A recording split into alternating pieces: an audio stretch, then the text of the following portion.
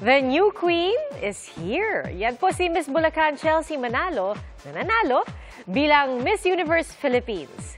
Kilalanin po natin siya sa pagsaksi ni Aubrey Carampel.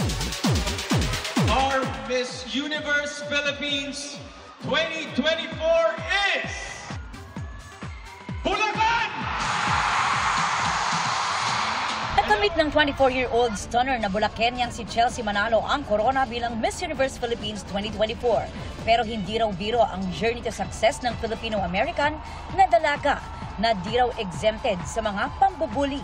Pero ang kanyang mga karanasan, naging inspirasyon niya sa pagsagot sa Q&A nang tanungin kung paano niya magagamit ang pagiging beautiful and confident to empower others.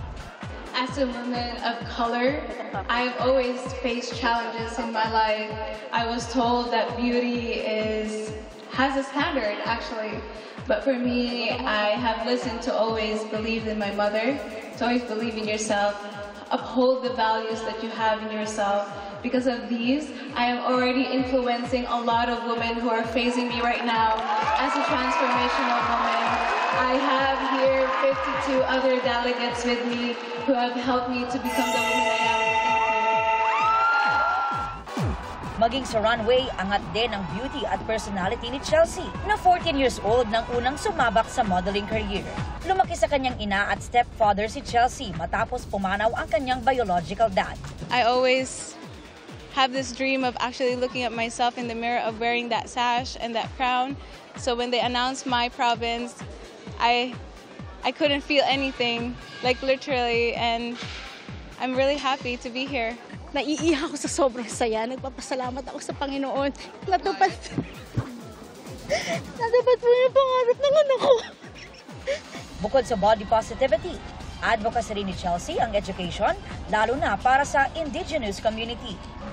Besting 52 other candidates, si Chelsea ang magiging pambato ng Pilipinas para sa Miss Universe pageant sa Mexico. Itinanghal naman bilang first runner-up si Stacey Gabriel ng Cainta. Second runner-up si Atisa Manalo mula sa Quezon Province. Third runner-up naman si Tara Valencia mula sa Baguio. At fourth runner-up si Crystalline McGarry mula sa Taguig.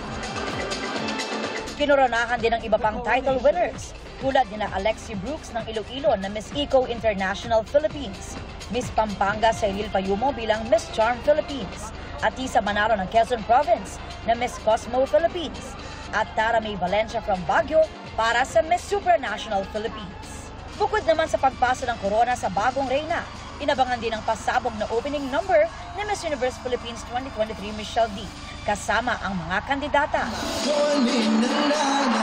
Highlight din ng Coronation Night, ang kabongera performance ng drag queen na si Marina Summers.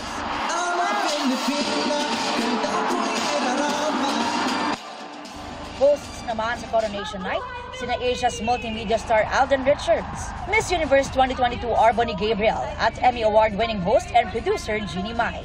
Habang co-hosts din, sina Gabby Garcia at Temia. Para sa GMA Integrated News, Aubrey Carampel ang inyong saksi. Mga kapuso, sama-sama tayong maging saksi. Mag-subscribe sa GMA Integrated News sa YouTube at para sa mga kapuso abroad, samahan niyo kami sa GMA Pinoy TV at sa www.gmanews.tv.